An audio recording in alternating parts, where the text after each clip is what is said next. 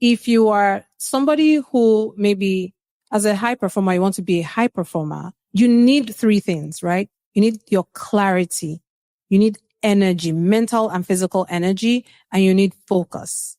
What Robin is telling us is sometimes you could have all the great habits in this world, get up and do all your affirmations and meditations.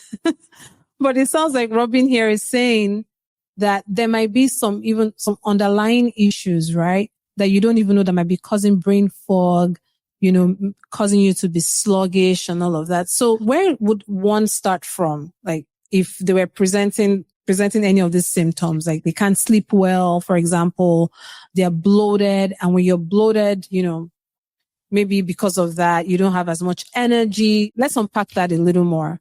How they can test for those issues and maybe just unpack more of what that actually feels like in their day-to-day life. So first things first, when I work with any client, we start with the basics. And that means I talk about when do you wake up, when you go to sleep, how much water do you drink, do you exercise, and what are you eating, and maybe what supplements you're taking and what medications you're taking. So that's the baseline. And people don't realize how important the baseline is because think about your car. Your car needs fuel, right? It can go on regular fuel, but if you have a diesel engine or a sports car engine, you need specific fuel. So we start with the fuel, the macronutrients, proteins, carbs, fats, and how much you need and when you should be eating them. So I know that like intermittent fasting is really popular, but I personally don't like intermittent fasting because you have an engine, you have a brain, you have a body that needs to work as soon as you wake up. Not providing your brain and your body with fuel in the morning is a mistake. So first thing you could do to start on your health journey is number one, eat breakfast. Number two, it has to be a balanced breakfast. You have to have the appropriate ratio of carbs, fat, and protein in order to keep your blood sugar stabilized, which will dictate hormones, and hormones dictate a lot of other things, and keep you going to fuel your brain and body until the next meal. So that's a basic that a lot of people don't take care of. Coffee and maybe a muffin or coffee and a banana, and they think they're good to go, but that is not ideal. So that's one of the basics that I start with. And same with lunch. I mean, a lot of busy professionals going out to eat. Well, what are you eating? A lot of people are going out to eat. What are you getting off the menu? If you're having a burger and fries and shake, that's not going to sustain you and keep you clear the rest of the afternoon.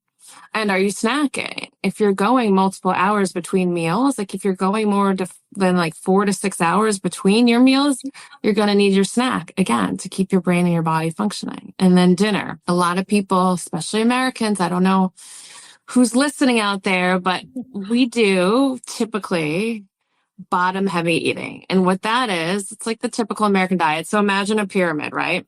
Mm-hmm. So people eat little or no breakfast, maybe a little bit more calories for lunch, and then the rest of the calories come at dinner. So bottom heavy eating, bottom of the day, that's when you're having your drinks, your appetizers, your extras, your desserts.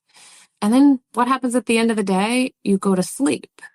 So all those excess calories that you're placing at the bottom of your day, your body doesn't need them then. Your body needs them more at the beginning of the day. So I like to teach a more rectangular approach to meal scheduling, maybe like 4 separate eating times, but equal in calories. That's where I start. Wow.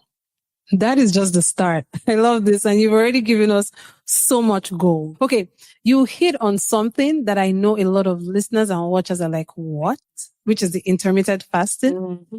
I want to talk more about that so that it really hits home, especially coming from an expert, you all, because I'm also learning as well. And then number 2, this culture of I just need my coffee first thing in the morning. You can have your coffee, but have it with or after your breakfast. Why? Because you don't want to spike your cortisol and then crash. That's what happens if you have your coffee first. We do have a natural cortisol spike in the morning, but we don't want it to spike real high and then crash. We want the normal increase and then the steady decline. That's how it's supposed to go.